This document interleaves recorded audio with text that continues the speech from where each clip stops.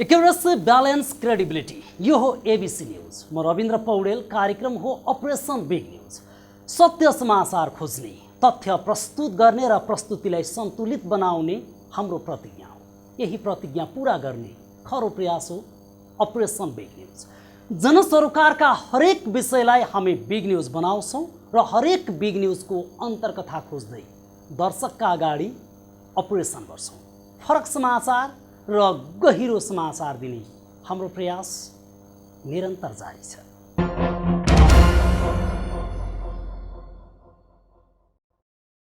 दर्शकवृन्द, जनताबाट निर्वाचित जनप्रतिनिधिमूलक सञ्चालनका लागि संविधान, विधान, कानुन, नियम र विधि बनाउने विधायक हुन्। मुलुक कस्तो बनाउने उनीहरूकै हातमा अधिकार दिएका छन् जनताले। सार्वभौम मतको माध्यमबाट माननीय अर्थात् सांसद जनता र देशको सर्वोपरि हितका लागि काम गर्न कसम खाएर सङ्घीय संसदमा प्रवेश गरेका हुन्छन्। उनको कर्तव्य दायित्व भनेको नै विधि विधान बनाउनु नै हो। तर नेपालको संसदीय अभ्यासमा काम कुरो एकातिर, कुम्लो बुकी ठिमीतिर भने चाहिँ विधि विधान बनाउन सक्रिय हुनुपर्ने माननीय करोड करोड माग्ने दौडधुपमा छन्। हालसम्म 4 करोड कुम्ल्याउँदै आएका माननीयले आगामी आर्थिक वर्षमा स्थानीय पूर्वाधार विकासको नाउँमा 10 करोडको लबिङ गरिरहेका छन्। माननीयको 10 करोड लबिङ र सरकारको बजेट विषयमा अपरेसन गर्छौँ आजको बिग न्युजमा।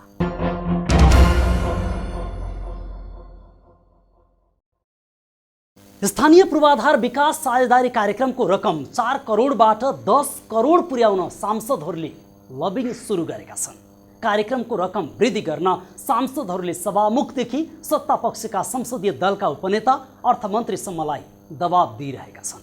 प्रत्येक निर्वाचन क्षेत्रमा यो कार्यक्रम मार्फत 4 करोड रुपैयाँ दिँदै आएको थियो। स्थानीय पूर्वाधार विकास साझेदारी कार्यक्रमलाई लिएर सांसदहरू 3 धारमा विभाजित देखिएका छन्। तर जो जता बाँडिए पनि सबैको उद्देश्य करोड कुम्ल्याउने र कार्यकर्ता रिझाएर वैधानिक भ्रष्टाचार गर्ने नियतभन्दा अरू के हुन सक्छ?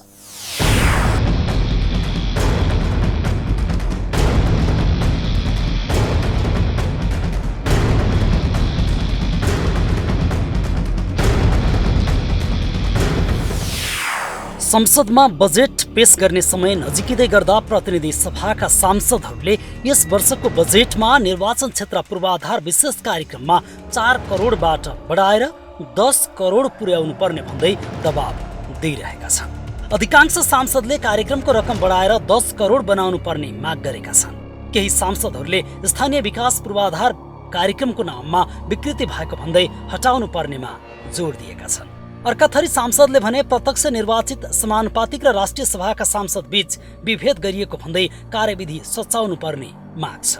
कार्यविधिले समानुपातिक र राष्ट्रिय सभाका सांसदहरूलाई अङ्गीकृत सांसदको व्यवहार गरेको उनीहरूको आरोप छ। यो नियमावली परिवर्तन गरेर सबै सांसदहरूलाई यो सम्मानित सदनमा बराबरीको हैसियतमा काम गर्नको निमित्त बराबरीको आँखाले चाहिने यो सरकारले देखोस् भनेर म अनुरोध गर्न चाहन्छु। सरकारले चालु आर्थिक वर्षको बजेटमा प्रतिनिधि सभाका 165 वटा निर्वाचन क्षेत्रमा 4 करोडका दरले रकम छुट्याएको छ। यो रकम संघीय संसदका प्रत्यक्ष निर्वाचित सांसदको संयोजकत्वमा समानुपातिक सांसद र राष्ट्रिय सभाका सांसदले खर्च गर्न सक्नेछन्। त्यसअघि व्यवस्थापिका संसद रहँदा पनि सबै क्षेत्रमा निर्वाचन क्षेत्र पूर्वाधार विशेष कार्यक्रम अन्तर्गत 3 करोड रुपैयाँ छुट्याइएको थियो। स्थानीय तह आफै शक्तिशाली हुँदै गएको र प्रदेश सरकार समेत रहेका बेला सङ्घका सांसदलाई यो बजेट आवश्यक नपर्ने भन्दै गत वर्ष सरकारले कार्यक्रम हटाउने तयारी गरेको थियो। तर सांसदहरूको तीव्र दबावका कारण प्रतिनिधि सभाको प्रत्येक निर्वाचन क्षेत्रमा 4 करोडका दरले खर्च गर्ने गरी कार्यक्रमले निरन्तरता पाए। सोही कार्यक्रमलाई निरन्तरता दिँदै 10 करोड रकम पुर्याउनु पर्ने सत्तारूढ दलका सांसदले नै बल गरेका छन्। सरकारले चालु आर्थिक वर्षको बजेटमा 165 वटा निर्वाचन क्षेत्रमा 4 करोडका दरले सांसदले खर्च गर्ने गरी यो कार्यक्रम घोषणा गरेको हो। कार्यक्रम कार्यान्वयन गर्न सरकारले बनाएको स्थानीय पूर्वाधार विकास साझेदारी कार्यक्रम गएको 17 असोजमा राजपत्रमा प्रकाशित भयो। संघीय संसद प्रारम्भ हुनुअघि व्यवस्थापिका संसदमा निर्वाचन क्षेत्र पूर्वाधार विशेष कार्यक्रम मार्फत प्रत्येक निर्वाचन क्षेत्रमा सांसदले 3 करोड र प्रति सांसद 50 लाख रुपैयाँ खर्च गर्न पाउने कार्यक्रम सरकारले सञ्चालन गर्दै आएको थियो। तर मुलुकमा 3 तहकै निर्वाचन भइसकेपछि स्थानीय तह र प्रदेशमा समेत जनप्रतिनिधि भइसकेकाले संघीय संसदका सदस्यलाई कुनै विकासको कार्यक्रम नदिने सरकारले योजना बनाएको थियो। तर बजेट भाषण हुने बेला गत जेठ आसपास प्रतिनिधि सभाका सांसदले सरकारलाई दबाब दिँदै निर्वाचन क्षेत्र पूर्वाधार विशेष कार्यक्रमलाई निरन्तरता दिन माग गरे। सोही कार्यक्रमको नाम स्थानीय पूर्वाधार विकास साझेदारी कार्यक्रम परिवर्तन गर्दै सरकारले यो कार्यक्रम लागू गरेको हो। प्रत्यक्ष निर्वाचितले मात्रै बजेटमा हालिमुहाली गरेको भन्दै समानुपातिक सांसदको विरोध छ। समानुपातिको तर्फबाट सांसदहरूको तर्फबाट म च्यात्न पनि चाहन्छु, यो नियमावलीलाई च्यातेर फाल्न चाहन्छु। त्यसो भएको हुँदाखेरि चाहिँ नि सभामुख महोदय, यो चाहिँ नि कुनै पनि हालतमा सांसदहरूको कुरा चाहिँ नि सुनवाई हुनुपर्दछ र यो सरकारको कान खोल्नु पर्दछ। सांसदहरूलाई प्रत्यक्ष र समानुपातिक भनेर विभेद गरिएको भन्दै गत 8 फागुनमा संसदमै कांग्रेस सांसद उमा रेग्मीले कार्यविधि च्यातेकी थिए। स्थानीय पूर्वाधार विकास साझेदारी कार्यक्रमको रकम खर्च गर्न सरकारले ल्याएको कार्यविधि समानुपातिक सांसदले यसअघि संसद बैठकमै विरोध गरे। सांसदलाई 2 कित्तामा छुट्याएर विभेद गरिएको प्रत्यक्ष निर्वाचित सांसदले एकलौटी खर्च गर्न सक्ने गरी कार्यविधि ल्याइएको र आफूहरूलाई भूमिका विहीन बनाएको भन्दै संसद बैठकमा नै सांसदले सरकारले बनाएको नियमावली च्यातेर विरोध गरेका हुन्। कांग्रेस सांसद उमा रेग्मीले सरकारले विभेदकारी नियम बनाउँदै एउटै हाउसमा बसेका सांसदको मान मर्दन गरेको भन्दै स्थानीय पूर्वाधार विकास साझेदारी कार्यक्रम सञ्चालन कार्यविधि संसद बैठकमै च्यातेकी हो। यसर्थ आफ्नै निहित स्वार्थका लागि बजेट हडप्ने नियतमा खोट छ जनप्रतिनिधिहरू। बजेटका लागि देश बनाउन जनताको अभिमत लिएर गएकाहरूको होडबाजी नै छ। देश बनाउन भन्दा पकेट बढाउन माननीयहरू नै यसरी मरी हत्ते गरेपछि अन्यको अवस्था कस्तो होला? माननीयमाथि नागरिकले यही प्रश्न गरिरहेका छन्। क्यामेरा पर्सन श्याम सुन्दर गौरवका साथ ABC reporter Dhaniram Sharma, Kathmandu.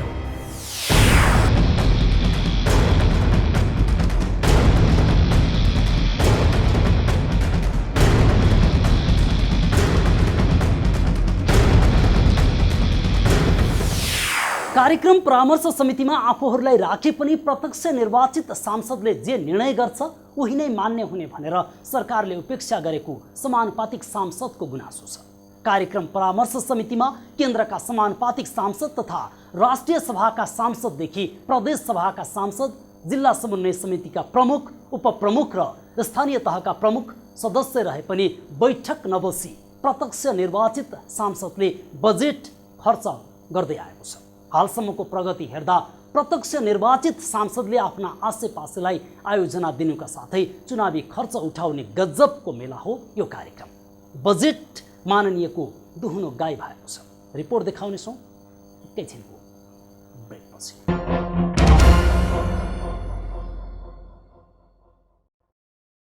Budget कार्यान्वयन गर्न जिल्लाका प्रत्यक्ष निर्वाचित सांसदको संयोजकत्वमा कार्यक्रम परामर्श समिति गठन हुने व्यवस्था नियमावलीमा छ। समितिमा समानुपातिक सांसद, राष्ट्रिय सभाका सांसद, प्रदेश सभाका सांसद, जिल्ला समन्वय समितिका प्रमुख र उपप्रमुख तथा गाउँपालिकाका अध्यक्ष र नगरपालिका प्रमुख सदस्य रहनेछन्। आयोजना छनौट गर्न प्रत्यक्ष निर्वाचित सांसदको संयोजकत्वमा प्रतिनिधि सभाका समानुपातिक सांसद र राष्ट्रिय सभाका सांसद सम्मिलित कार्यक्रम निर्देशक समिति गठन हुने व्यवस्था समेत नियमावलीमा छ। तर प्रत्यक्ष निर्वाचित माननीयले हालिमुहाली गर्ने भएपछि समानुपातिक र राष्ट्रिय सभाका सदस्यहरूको रोइलो पनि उत्तिकै छ।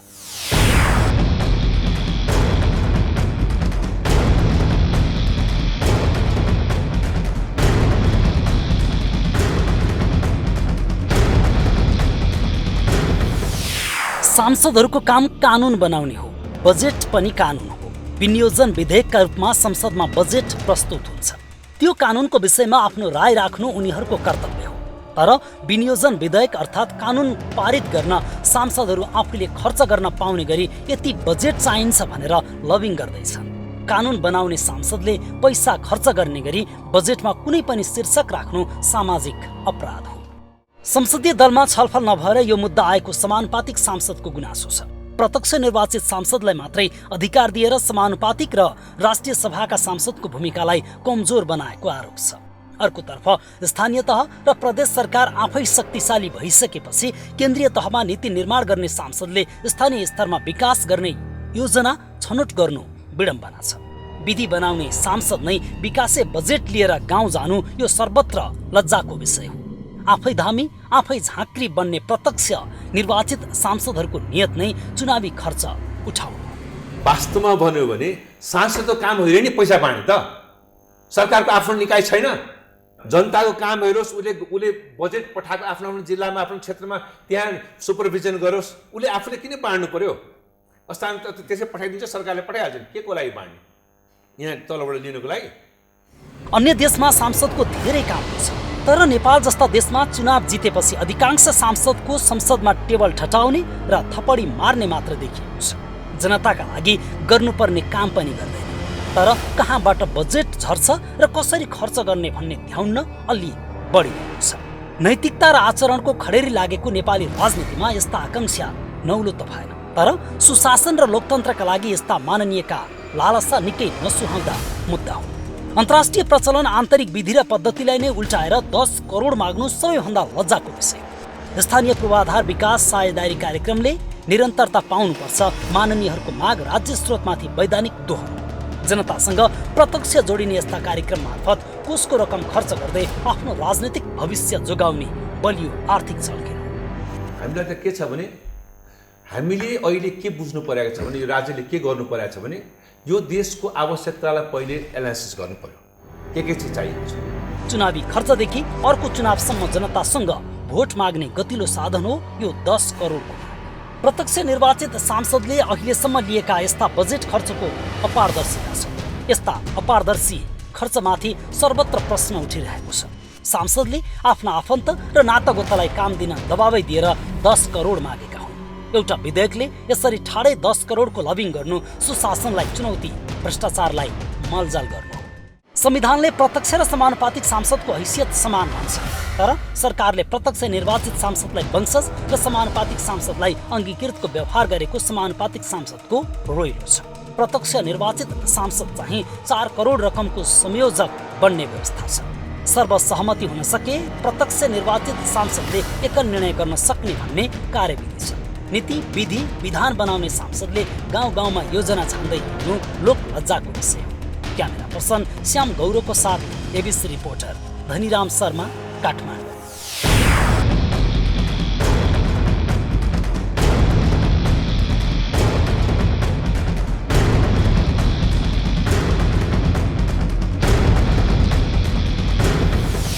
नियमावलीको नियम 7 को उपनियम 2 मा समितिको बैठक संयोजकले तोकेको मिति र समयमा सम्बन्धित जिल्ला समन्वय समितिको कार्यालयमा बस्ने र बैठक बस्ने सूचना कम्तीमा 1 साता अगावै सदस्यलाई दिनुपर्ने व्यवस्था छ। तर समितिको बैठक नबोलाइ प्रत्यक्ष निर्वाचित सांसदले आफू खुसी निर्णय गरेको संयोजकले एकलौटी निर्णय गर्ने यस्तो नियमावली विभेदकारी भएको समानुपातिकका सांसदहरूको गुनासो छ। रिपोर्ट देखाउनेछौँ एकैछिनको ब्रेकपछि।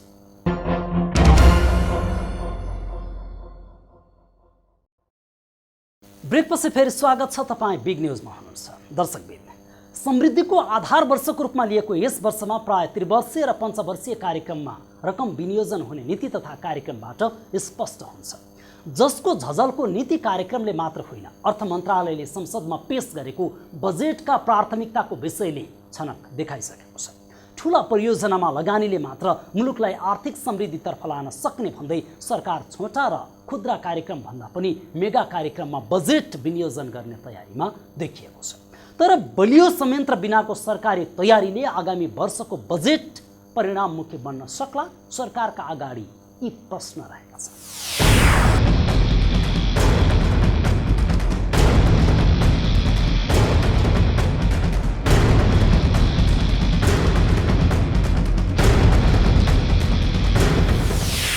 सरकारले सन् 2022 सम्म नेपाललाई विकासशील र सन् 2030 सम्म मध्यम आय भएको मुलुक बनाउने सपना देखेको छ।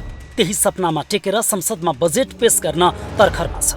संविधानले नै व्यवस्था गरे अनुसार यही जेठ 15 मा बजेट ल्याउनु संवैधानिक बाध्यता हो। सरकार झण्डै 15 खर्बको हाराहारीमा बजेट ल्याउने सुरसारमा छ। चालु आर्थिक वर्ष 2075-76 मा 1315 अर्बको बजेट ल्याएको थियो।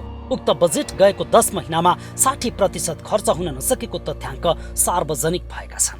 विकास बजेट खर्चको अवस्था झनै टिठ लाग्दो छ। सरकारले गत वर्षलाई आधार वर्ष भन्दै आएको छ, आगामी आर्थिक वर्षलाई समृद्धिको वर्ष भन्दै आएको छ।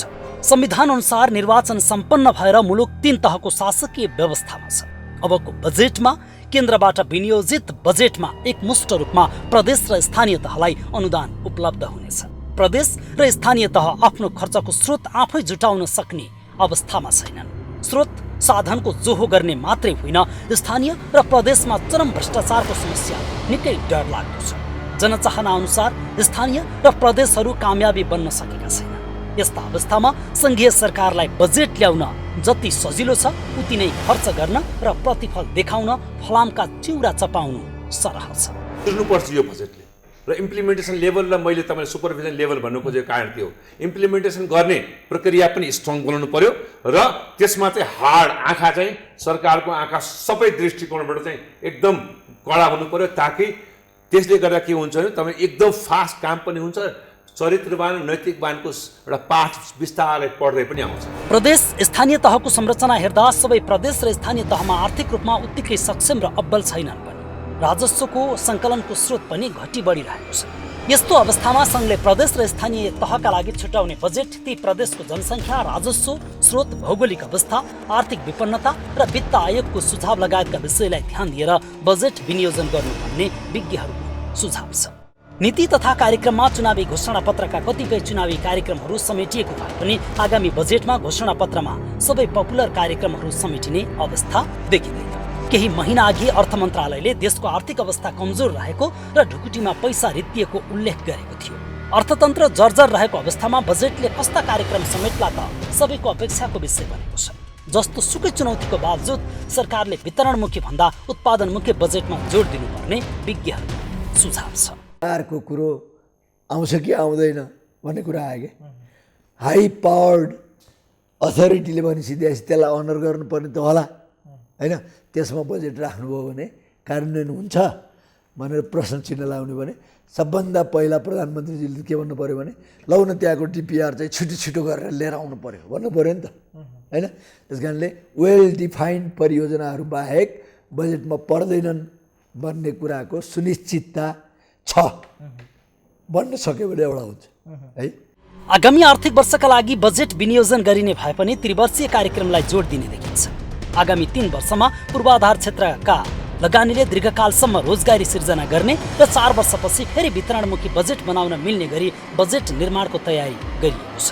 त्यसले पनि अब आउने बजेटमा सडक, यातायात, पर्यटन, कृषि र विद्युत मुख्यतया उत्पादन र पूर्वाधार विकास बजेटका प्राथमिकता रहने भएका छन्।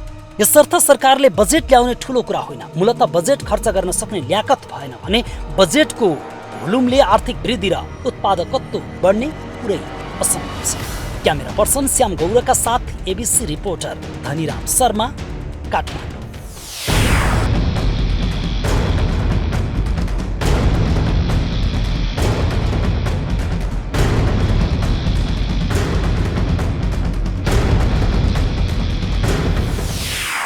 बजेटमा रेल र पानी जहाज प्राथमिकतामा परे अनि सडक र ऊर्जा ओझेलमा परेमा नीति तथा कार्यक्रमले लक्षित गरेको दोहोरो अङ्कको आर्थिक वृद्धि नजिकै पुग्न कठिन हुनेछ। विकास बजेट खर्च गर्न नसकेका नजिर सरकारसँग छन्। नयाँ संरचनामा गएको अवस्था मात्रै होइन, बजेटको सही खर्च र उचित प्रतिफल ल्याउने योग्यता र क्षमता नभएको तथ्य हामीसँगै छ। बजेट खर्चको क्षमता र योग्यता प्रदेश र स्थानीय सरकारको त्यति भरपर्दो छैन। दक्ष र योग्य प्रदेश अझै बन्न सकेका छैनन्। प्रदेश संरचना विकास नभएको अवस्थामा प्रदेशलाई छुट्याइएको बजेट परिचालनको समस्या अझै छ। विनियोजित बजेट अपचलनको बाटोमा जाने त होइन, यी यावत प्रश्नले बजेट र नीति कार्यक्रमले राखेको लक्ष्य प्राप्तिका लागि निकै चुनौती थपेका छन्। अपरेसन आज सकिन्छ, भोलि अर्को बिग न्युजको अपरेसन गर्नेछौँ।